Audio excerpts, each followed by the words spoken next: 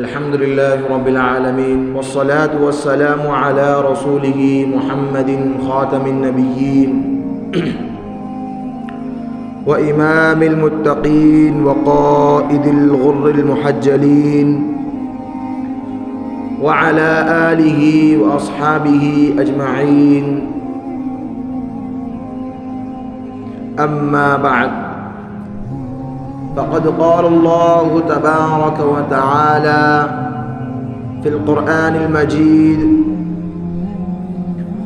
أعوذ بالله من الشيطان الرجيم، بسم الله الرحمن الرحيم. لقد كان لكم في رسول الله أسوة حسنة لمن كان يرجو الله واليوم الآخر وذكر الله كثيرا.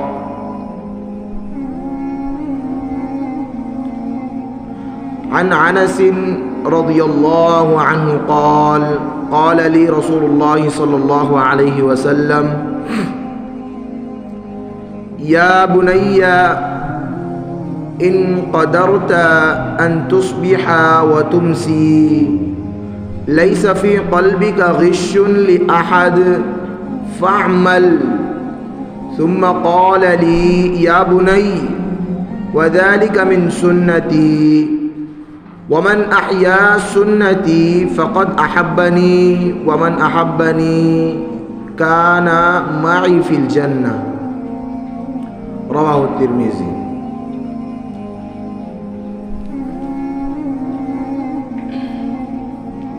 اللهم رب اشرح لي صدري ويسر لي امري واحلل عقدة من لساني يفقهوا قولي.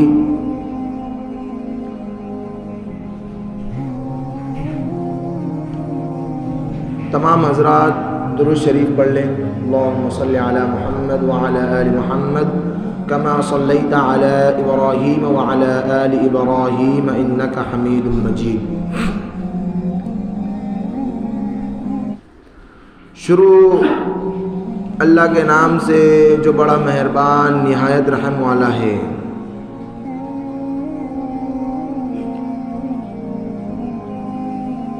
اللہ تعالیٰ سے دعا کرے کہ اللہ تعالیٰ ہم کو صحیح کہنے اور آپ کو صحیح سن کر صحیح سمجھنے اور ہم تمام کو اس پر صحیح عمل کرنے کی توفیق عطا فرمائیں، اور ہماری غلطی اور کوتاہیوں کو اللہ تعالیٰ اس کے فضل و کرم سے معاف فرمائیں. محترم بھائیوں، اللہ تعالیٰ کا بے انتہا احسان ہوا، کرم ہوا، فضل ہوا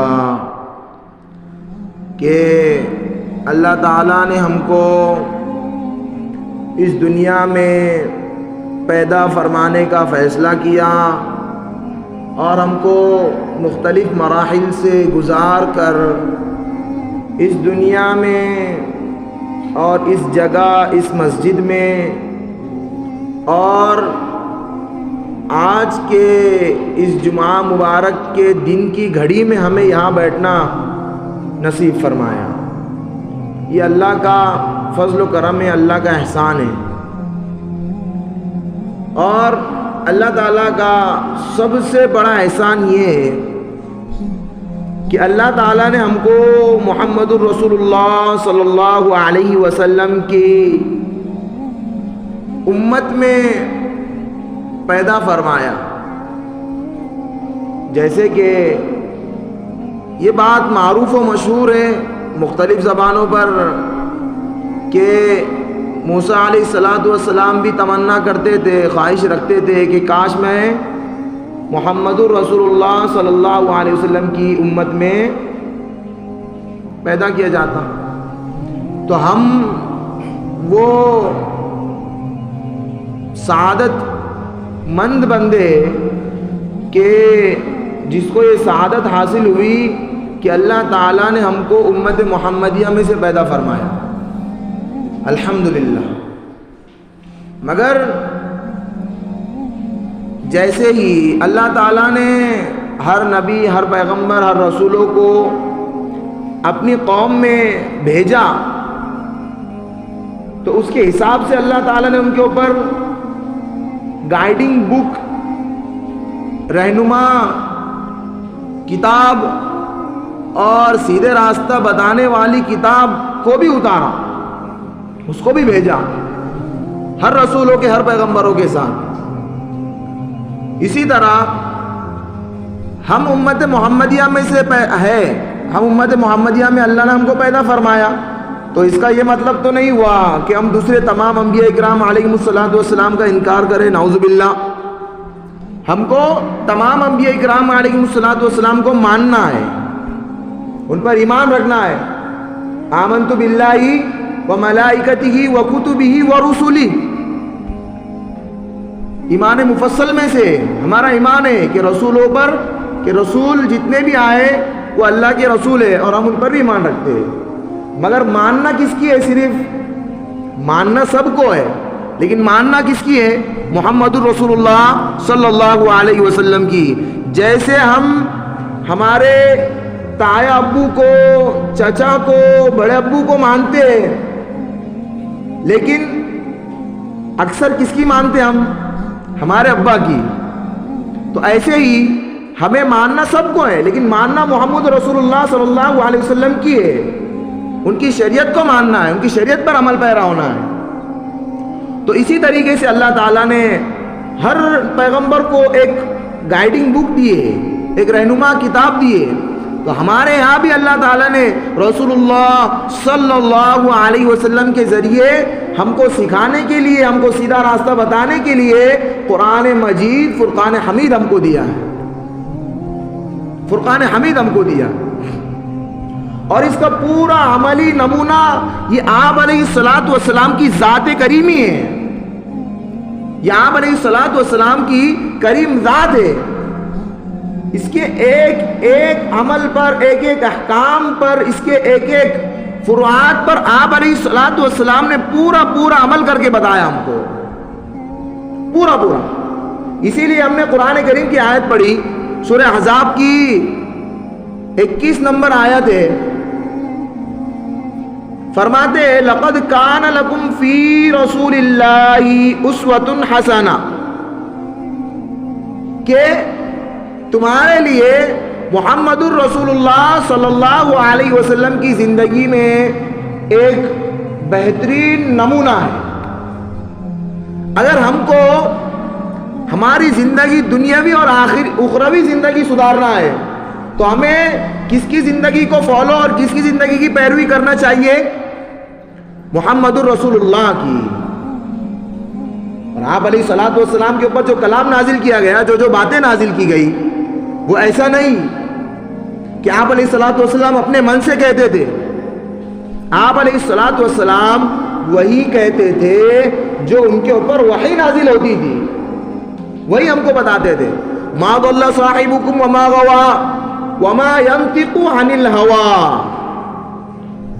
اور وہ اپنے من سے، اپنے دل سے کوئی بھی چیز ہم کو نہیں بتلایا کرتے تھے، اور ہم کو نہیں بتائی، وہی بتلایا جو کہ اللہ نے ان کے اوپر نازل فرمایا۔ اب اسی طریقے سے آپ علیہ الصلوۃ والسلام کی عملی زندگی ہمارے لیے نمونہ ہے،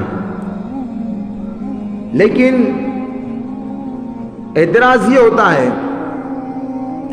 کہ آپ علیہ الصلوۃ والسلام کی جو شخصیت ہے، آپ علیہ الصلوۃ والسلام کی جو ہستی ہے، یہ آج کل کچھ ذہن، کچھ زبانیں ان کی چلتی ہے آپ علیہ الصلوۃ والسلام کی شخصیت کے بارے میں، لیکن ہمیں آپ علیہ الصلوۃ والسلام کی شخصیت کے بارے میں مسلمان اور مومن ہونے کے ناطے یہ باتیں یاد رکھنا بہت ضروری ہے۔ نہیں تو آج کل کوئی بھی ایک اسلام کے نام پر غلط باتیں پھیلانے کے لیے آج بہت ایک سے ایک فتنے ابھر رہے ہیں۔ تو ہمیں آپ علیہ الصلوۃ والسلام کی زندگی کو فالو کرنا ہے، پیروی کرنا ہے، اور اس کی تبلیغ بھی کرنا ہے۔ تو تبلیغ کے لیے آپ علیہ الصلوۃ والسلام کی عملی زندگی لوگوں تک پہنچانے کے لیے کہ ہمارے نبی محمد الرسول اللہ ایسے تھے کہ جو قابل پیروی ہیں.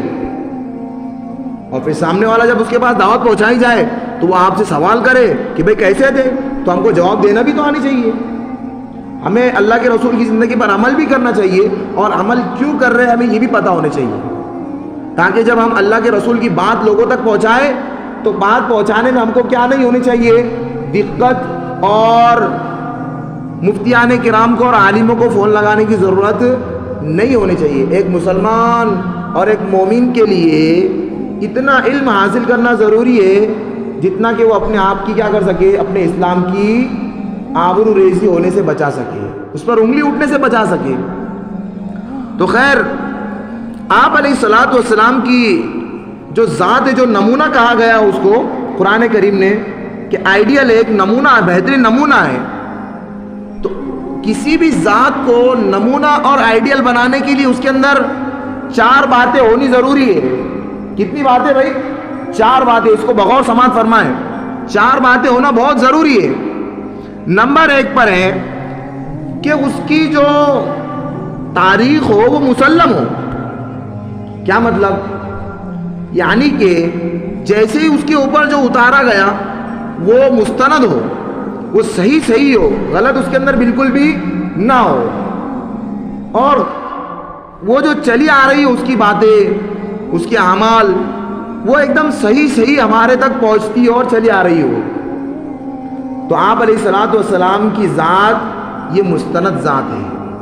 نمبر 1 پر پہلا جو اعتراض تھا, پہلا جو آبجیکشن اٹھ سکتا تھا وہ کلیئر ہو گیا کہ آپ علیہ الصلوۃ والسلام کی ذات مسلم ہے, قابل تسلیم ہے, اس کو تسلیم کیا گیا. اور آج بھی زمانہ اس طرف بڑھ رہا ہے کہ آپ علیہ الصلوۃ والسلام کی شخصیت کو ماننا پڑ رہا ہے.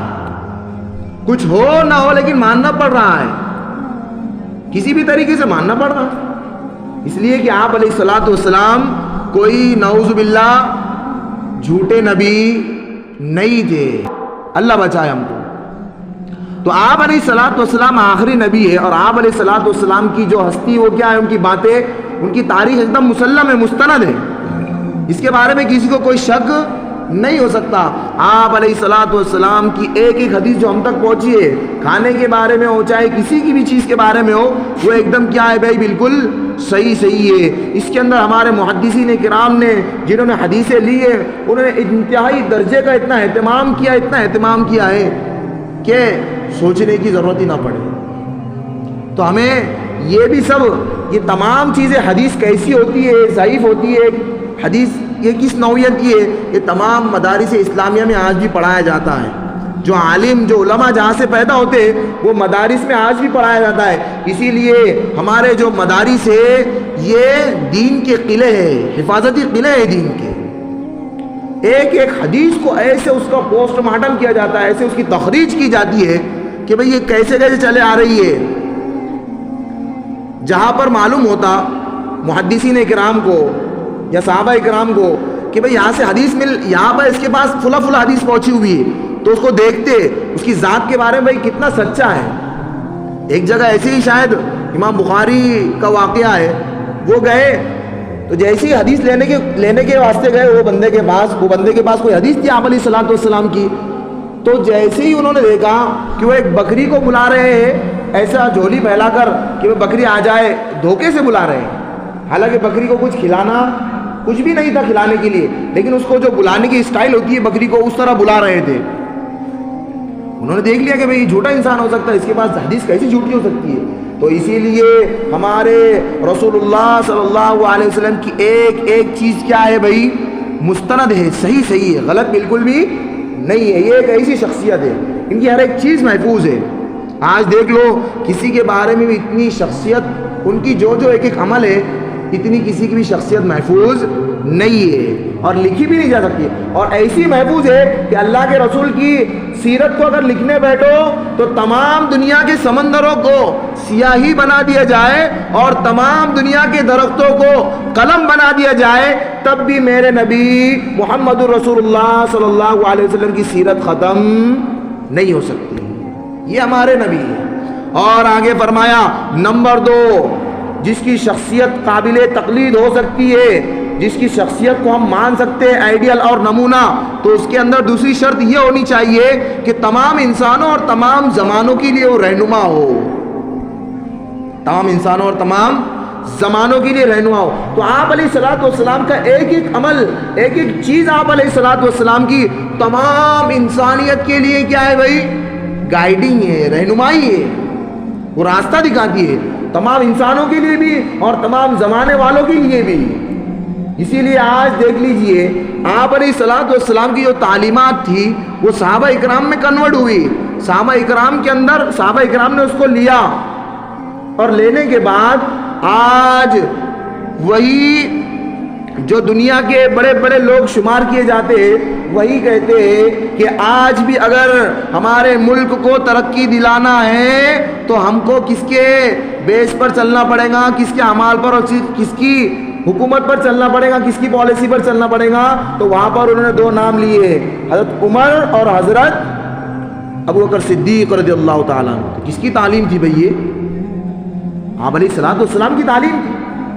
تو ہر زمانے کے لیے، ہر لوگوں کے لیے آپ علیہ الصلوۃ والسلام کی تعلیم ہے۔ اسی کو قرآن کریم فرماتا ہے وَمَا أَرْسَلْنَاكَ إِلَّا كَافَّةً لِلنَّاسِ، کہ ہم نے آپ کو پورے انسانوں کے لیے، پوری انسانیت کے لیے بھیجا ہے، رسول بنا کر، بشیرا و نذیرا، خوشخبری دینے والا بنا کر اور ڈرانے والا بنا کر۔ خوشخبری جنت کی، جنت میں ملنے والے انعامات کی، جنت میں ملنے والی نعمتوں کی، اور ڈرانے والا بنا کر بھیجا اللہ کے رسول کو کہ قبر کے عذابات سے ڈرائے، جہنم کے عذابات سے ڈرائے، اس جہنم کی اس آگ سے ڈرائے کہ جو جہنم کی آگ دنیا سے 70% کیا ہے، اس کے اندر شدت اور حرارت ہے۔ یہاں علیہ الصلوۃ والسلام کی شخصیت ہے، ایسا نبی کئی زمانے میں نہ پاؤں گے۔ یہ ہمارا نبی ہے، ہمارا نبی بہت ہی قابل تقلید نبی ہے۔ اب آگے فرمایا کہ نمبر 3 پر آیا کہ جو شخصیت کو ہم مان سکتے اس کو فالو کر سکتے، اس کے اندر تیسری چیز کیا ہونی ضروری ہے؟ اس کی تعلیمات کامل و مکمل ہو۔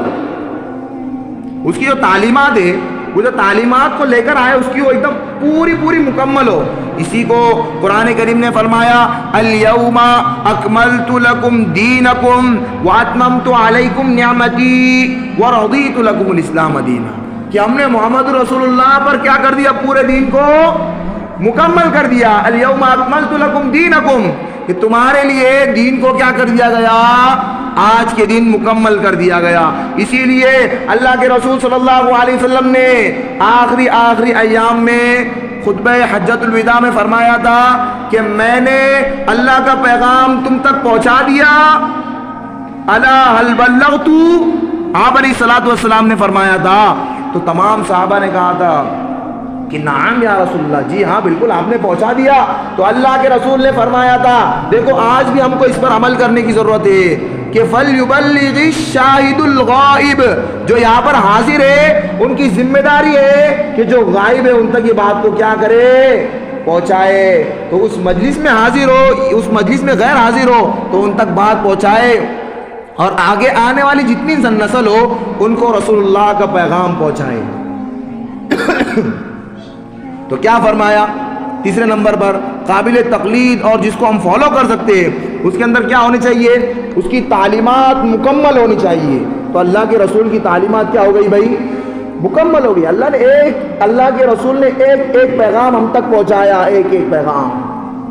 بیت الخلاء میں کیا پڑھ کر جانا ہے، کس طرح جانا ہے، کھانا کس طرح کھانا ہے، ہر چیز کو، کوئی بھی چیز کو اللہ کے رسول نے تشنا اور بے یار و مددگار نہیں چھوڑا۔ اللہ کے رسول آئے تو پوری تعلیمات کو مکمل کر کر آئے۔ نمبر تین تو ہو گیا۔ نمبر 4، اس شخصیت نے، اس ہستی نے عملی نمونہ موجود کر کے دکھایا ہو، اس کی تعلیمات جو ہو رہی، جو آئی اس کے طرف، اس کے اوپر عمل کر کے بھی بتلایا ہو، اس کے اوپر عمل کر کے بھی بتلایا۔ تو آپ علیہ الصلوۃ والسلام نے جو احکامات ان کے اوپر نازل ہوئے اس کو پورا کر کے بتایا کہ اللہ نے قرآن کریم میں خود فرمایا کہ لقد کان لکم فی رسول اللہ اسوۃ حسنہ. یہ اللہ کے رسول نے ایک چیز کو ایسا عملی طور پر ہم کو سمجھایا جو ہم کبھی بھی نہیں سمجھ سکتے تھے. یہ اللہ کے رسول کی شخصیت ہے. یہ 4 چیزیں ہو گئی. نمبر 1 پر کیا بتلایا گیا؟ اس کی تاریخی حیثیت مسلم ہو، مقبول ہو، اور آپ علیہ الصلوۃ والسلام کی تاریخی حیثیت ایک بات آپ علیہ الصلوۃ والسلام کی محفوظ ہے، صحیح طریقے سے محفوظ ہے. نمبر 2 پر فرمایا تمام انسانوں اور تمام زمانوں کے لیے کیا وہ رہنما ہو. تو آپ علیہ الصلوۃ والسلام کی ذات تمام انسانوں اور تمام زمانوں کے لیے کیا ہے؟ رہنمائی کے قابل ہے. اور نمبر 3 پر فرمایا اس کی تعلیمات کامل و مکمل ہو. تو اللہ کے رسول کی تعلیمات بھی کامل اور مکمل ہے. نمبر 4 پر فرمایا عملی نمونہ اس کا موجود ہو. تو آپ علیہ الصلوۃ والسلام نے عملی نمونہ بھی عملی طور پر ہم کو بتایا، نمونہ بن کر بتایا. انکا لعلی خلق عظیم. حضرت عائشہ سے سوال کیا گیا کہ آپ علیہ الصلوۃ والسلام کی سیرت کے بارے میں بیان فرماؤ. تو آپ حضرت عائشہ صدیقہ رضی اللہ تعالی عنہا فرماتی ہے انکا لعلی خلق عظیم. پورا قرآن آپ کا عملی نمونہ ہے. قرآن کو سمجھنا ہے تو رسول اللہ کی زندگی کو پڑھ کر سمجھ کر دیکھو، پورا قرآن سمجھ میں آ جائے گا، پورا قرآن. تو اب یہ چیزیں تو ہو گئی. اب آپ علیہ الصلوۃ والسلام کی ذات کے بارے میں ہم کو پتہ چل گیا کہ آپ علیہ الصلوۃ والسلام کے علاوہ اب کوئی ذات قابل اتباع اور قابل فالو نہیں ہے. ہم اس کی پیروی نہیں کر سکتے سوائے اللہ کے رسول کی. تو اللہ کے رسول کی تعلیمات بالکل مکمل ہو گئی. تو اب ہمیں چاہیے کہ ہم اللہ کے رسول کی تعلیمات کو کیا کریں؟ ہمارے اندر اتارے، اس کو سیکھے، اس کو سمجھے، اس پر عمل کرے. میرے بھائیوں، صحابہ اکرام رضوان اللہ تعالی علیہم اجمعین نے اس کو پرکھ لیا تھا، سمجھ لیا تھا. اللہ نے ان کو چن لیا. تو انہوں نے ایسا اللہ کے رسول صلی اللہ علیہ وسلم کی تعلیمات کا اثر لیا، اپنے اندر جذب کیا کہ ایک ایک چیز کو انہوں نے اپنے اندر اتارا، ایک ایک چیز کو. اس کے لیے حضرت عبداللہ ابن عمرو کا واقعہ سمجھتے ہیں. حضرت عبداللہ ابن عمرو نے ایک مرتبہ کوئی چادر اوڑھ رکھی تھی، غالباً قسم رنگ کی چادر تھی، تو انہوں نے بدن پر اوڑھ رکھی تھی. تو آپ علیہ الصلوۃ والسلام نے اس پر ناراضگی کا اظہار کیا. ابھی کہا نہیں کیا کیا؟ ناراضگی کا اظہار کیا. تو حضرت عبداللہ ابن عمرو رضی اللہ تعالی عنہ کو پتہ چل گیا کہ اللہ کے رسول کو یہ ناگوار گزرا ہے. تو وہ گھر پر گئے اور وہ چادر کو غصے میں آ کر سیدھا چولہے کے جو چولہا جلتا ہے اس کو، اس چادر کو اس آگ میں ڈال دیا کہ میرا نبی اس سے کیا ہو گیا. اس کو یہ ناگوار گزری ہے بات. بعد میں جب ان کے سامنے آئے حضرت عبداللہ ابن عمرو تو پوچھا گیا وہ چادر کہاں گئی؟ اللہ کے رسول آپ کو ناگوار گزرا تو میں نے وہ چادر اپنے جسم میں سے اتاری اور اس کو سیدھے چولہے کے حوالے کر دیا.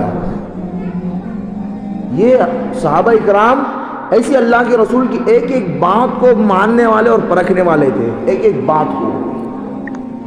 بات کو عمل کرتے. لیکن آج یہ تو خیر یہ سائڈ کی چیز ہے، یہ بہت بات کی چیز ہے. حالانکہ ان کے لیے کوئی حرام بھی نہیں تھی چادر پہننا، صرف ناراض ہوئے اللہ کے رسول تو انہوں نے وہ چادر کو جلا دیا. بھئی ایسی چادر کا کرنا کیا ہے جس سے میرا رسول ناراض ہو. لیکن آج ہم اپنے اندر دیکھ سکتے ہیں ہم نے کتنے ایسے اعمال کر لیے ہیں اور کر رہے ہیں کہ جو اللہ کے رسول کو مرنے کے بعد منہ دکھانے کے کام کے نہیں ہے. ہمارے اندر ایسے اعمال جنم لے چکے ہیں، ایسے فتنے اٹھ چکے ہیں ہمارے گھروں میں خود، ہماری ذاتوں کے بارے میں خود اور ہماری اولادوں کے بارے میں خود ایسے ایسے فتنے اور ایسی برائیاں پھیل چکی ہے جس کو دیکھتا ہوں گا میرا نبی رسول اللہ صلی اللہ علیہ وسلم تو اس کو کتنی تکلیف ہوتی ہوگی. ہاں یہ بات بھی اللہ کے رسول کی سنت بتلا رہے ہیں. ہم کسی کو طعن و تشنیع نہیں کر رہے ہیں. اللہ کے رسول صلی اللہ علیہ وسلم کی سنت ہے کہ بھئی داڑھی بڑھاؤ. تو اللہ کے رسول نے کہا وَعْفُ اللُّحَىٰ وَقَصُّ الشَّوَارِبِ کہ مونچھوں کو کترواؤ اور داڑھی کو بڑھاؤ، لیکن آپ یاد رکھو، ایک قصے سے آپ اس کو سمجھ لو کہ ایک آقا اور ایک بادشاہ گیا حجام کی دکان پر اور حجام سے کہنے لگا کہ میری داڑھی منڈوا دے، میری داڑھی کٹوا دے، قینچی سے کٹوا دے۔ تو اس کا وزیر کہتا ہے کہ آقا آپ داڑھی کو تراشتے ہو، داڑھی کو کاٹتے ہو۔ تو آقا نے کہا بھئی اس میں کیا بری بات؟ تو کہا آپ داڑھی کو نہیں کاٹ رہے ہو، آپ داڑھی پر چھری اور داڑھی پر قینچی نہیں چلا رہے ہو، بلکہ اللہ کے رسول صلی اللہ علیہ وسلم کے سینہ مبارکہ پر چھری چلا رہے ہو اور سینہ مبارکہ پر قینچی چلا رہے ہو۔